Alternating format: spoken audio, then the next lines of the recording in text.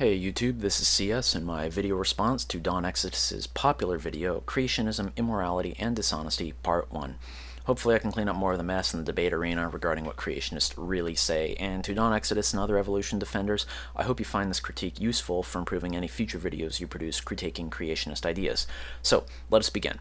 First, Don Exodus opens with his regular 99.98% figure, which I answered in my previous video.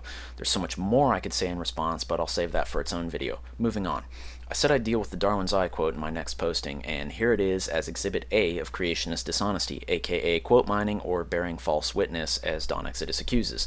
I left it until now because it's connected to Don's Exhibits A through D of creationist downright lies. According to Don, creationists employ these arguments against evolution. All mutations are bad, I didn't come from a monkey, evolution is just a theory, and there are no transitional forms. But I'm not interested in what Joe Schmo creationist came up with based solely on a high school education. We expect better representation when examining the claims of evolution, so let's set the same standard for both sides here and take a look at what leading creationist thinkers say in the two largest organizations, AIG and CMI. What the Darwin's Eye quote has in common with the four downright lies is that the only place you'll find these arguments on the AIG or CMI websites is on a webpage titled Arguments Creationists Should Not Use. On a linked page, they even go so far as to argue against other creationists like Kent Hovind as to why these arguments should not be used. Basically, dedication to truth and commitment to intellectual honesty. And in regards to the Darwin's Eye quote, CMI ranks it as an argument creationists should definitely not use because citing his statement at face value is subtly out of context. So in regards to Don's accusation, he is left as either having done poor research on his subject, if he did not know about these pages, because a website search attempting to catch them red-handed would have quickly produced this page and set Don straight, or if he did know about this page, I'd recommend a serious re-evaluation as to who is engaging in dishonesty and immorality and bearing false witness by promulgating downright lies. I'd rather not assume the worst about a person, so Don, in your defense, you later throw up a question as to how creationists can account for evidence regarding Neanderthals, but leave it hanging as though you found no answer from creationists. But a quick search for the word Neanderthal on AIG or CMI would turn up over 50 articles accounting for the evidence, so I take it you don't bother with the search feature. For the sake of their science departments, I hope men like Don have far better attention to detail in their scientific research than they have demonstrated when researching creationist claims. Next, Don Exodus early in the video uses a count of peer-reviewed journal articles to imply there is no valid basis for creationist ideas. At first, I only recognized the logic error in this argument.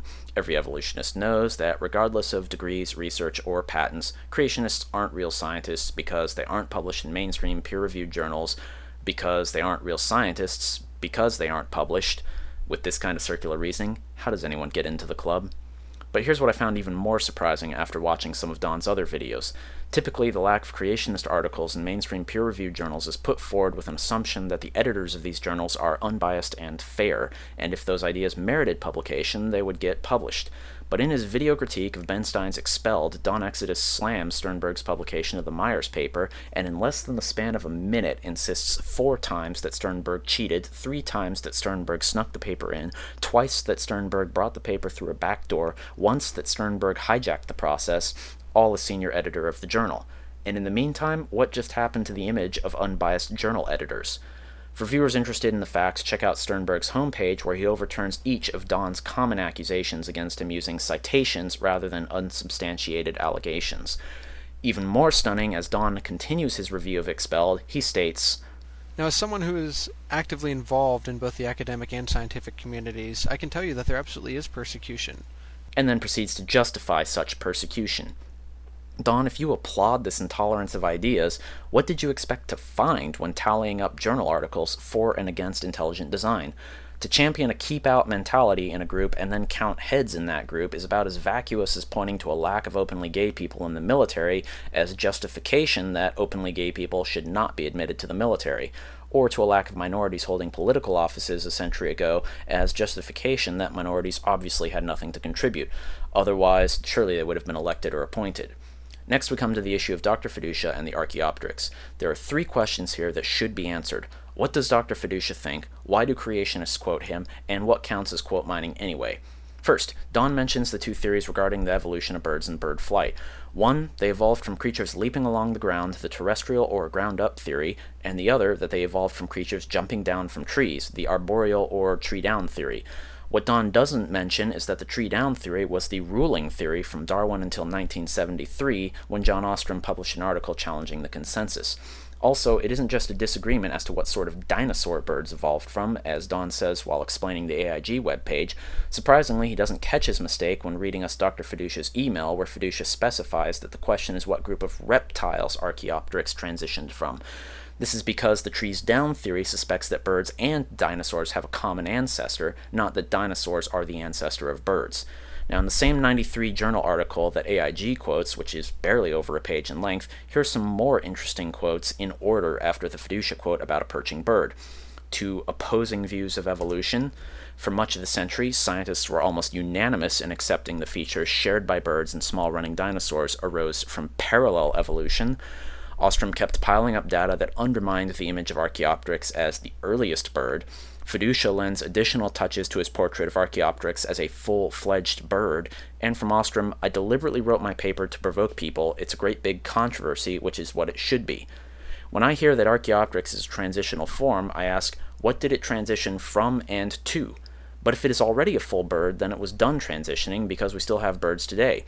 Thus, since the word transitional doesn't even occur in the article, the context makes Archaeopteryx seem about as much a transitional form as modern humans. To overcome this, evolutionists changed the definition and now claim that every life form is transitional because if evolution is happening, then of course everything is eventually going to become something else. Rational Response Squad applied this in their debate against Way of the Master Ministries on ABC. But this presupposes that evolution is the correct explanation, so it cannot be used as proof of evolution, otherwise it would be begging the question, a form of circular reasoning, because it must assume the very thing it is trying to prove.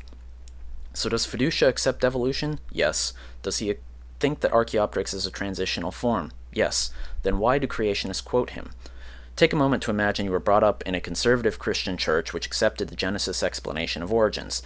Let's say you read about Noah's Ark and ask, how did Noah fit all those animals on the ark? And the pastor answers, well, we can't really agree on how they fit, but don't worry about the how. You should just accept that it happened. Everyone in the church who's more studied than you accepts it, therefore you should accept it too.